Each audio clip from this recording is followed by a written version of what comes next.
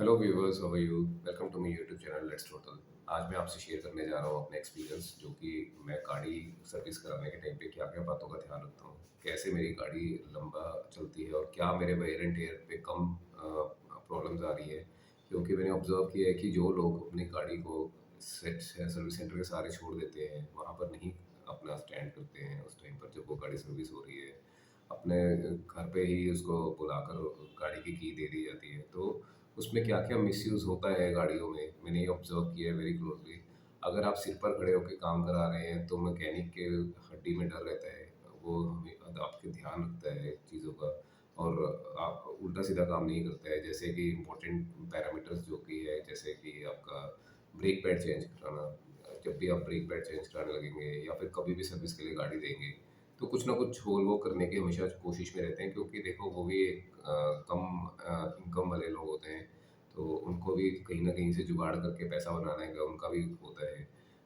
तो आपको भी ये चीज़ें ध्यान रखनी है, जब भी आप गाड़ी सर्विस कराने के लिए दे रहे हैं, आपको एक-एक चीज़ का ध्यान देना है, ठीक है? आपको एक दिन अपनी गाड़ी के लिए निकालना है। आप जैसे अब अपने आपके बच्चे भी जब स्कूल में पढ़ते हैं, तो एक दिन आप निकालते हैं पेरेंट टीचर मीटिंग में जाने के लिए, अपने बच्चे के बारे में जानने के लिए कि क्या-क्या दिक्कतें आ रही हैं, कैसे इम्प्रूवमेंट आ सकती है, क्या-क्या ध्यान देना है। तो सिमिलरली आपको अपनी गाड़ी के टाइम पे भी पूरा ध्यान देना है। क्या जब आप गाड़ी के लिए एक संडे का दिन आप निकालिए, चाहे रश है, बट आप सुबह-सुबह 9 बजे अपना सर्विस सेंटर पे पहुँच जाइए, क्योंकि उसके बाद गाड़ियों की लाइन लग जाएगी, तो आपका पूरा दिन खराब हो जाएगा। तो 9 साढ़े 9 तक अगर आप पहुँच जाते हैं अपने सर्विस सेंटर में, तो आपकी टाइमली सर्विस भी होगी और आप पूरा गाड़ी के साथ अपना टाइम भी दे पाएँगे। और ऐसा नहीं है, वहाँ पे खाने-पीने को सब मिलता है, चाय-कॉफ़ी तो मिलेगी, बाकी आप लंच टाइम पे बाहर भी जाके आस-पास में जाके खा सकते हैं। बट आप अपना पूरा टाइम दीजिए उस टाइम, क्योंकि मैंने 2-3 बार अपनी गाड़ी मेरे पेरेंट्स मेरे फादर देते थे गाड़ी अपनी सर्विस कराने के लिए, तो मैंने ऑब्ज़र्व किया कि कैसे एकदम से 10,000 किलोमीटर सर्विस कराने के बाद ही टायर घिस गए, ठीक है? डिस्क ब्रेक खत्म हो गए। तो अब मैं तो अपनी गाड़ी हमेशा अपने सामने सर्विस कराता था, बट मेरे फादर के केस में वो सर्विस घर पे बुलाकर गाड़ी दे देते थे और शाम को वो गाड़ी वापस भी दे जाते थे। बट जो मैंने ऑब्ज़र्व किया, फिर मैंने तो शुरू से रखा हुआ है कि गाड़ी अपने सामने सर्विस करानी है। बट अगर वो पार्ट, जैसे सपोज़ मैंने इस बार अपनी ब्रेज़ा गाड़ी में डिस्प्ले चेंज कराई, डिस्क ब्रेक खत्म हो गई थी, तो मैकेनिक ने लास्ट सर्विस में कह दिया था कि 3000 किलोमीटर एक्स्ट्रा चलेगी ये गाड़ी। उसके बाद ये डिस्क ब्रेक आपको चेंज करानी पड़ेगी। तो डिस्क पैड जब मैं चेंज कराने गया, तो मैंने अपने सामने वो पैकेट, उसने मेरे सामने क्या हुआ, मैकेनिक जो पार्ट्स के वहाँ पर एम्प्लॉई होता है, तो उसने मेरे सामने एक पैकेट निकाल के ऊपर रख दिया, जो कि खुला हुआ था।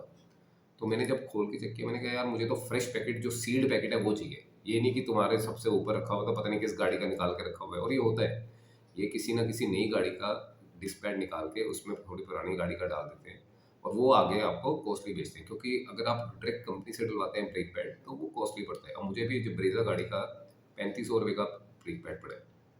तो ऐसे भी होते, ये होता है।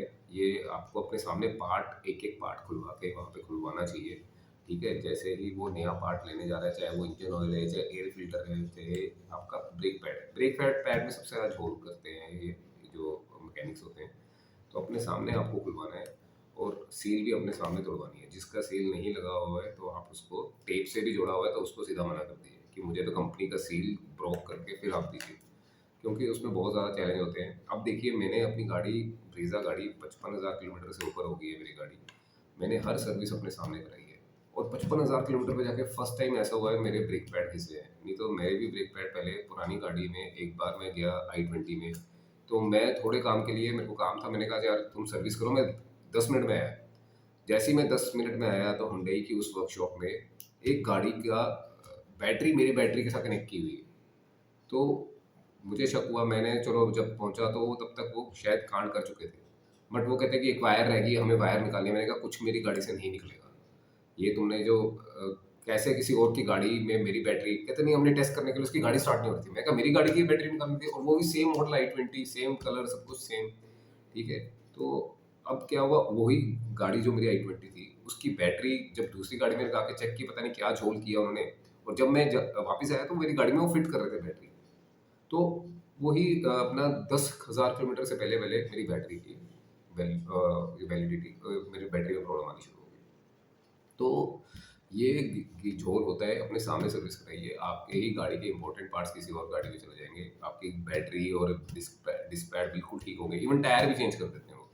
अब मैं थोड़ी देर के लिए अपना मेरी ब्रेजा गाड़ी का एक्सपीरियंस है, 20,000 किलोमीटर पे थोड़ी देर के लिए मैं इधर उधर हुआ, ठीक है।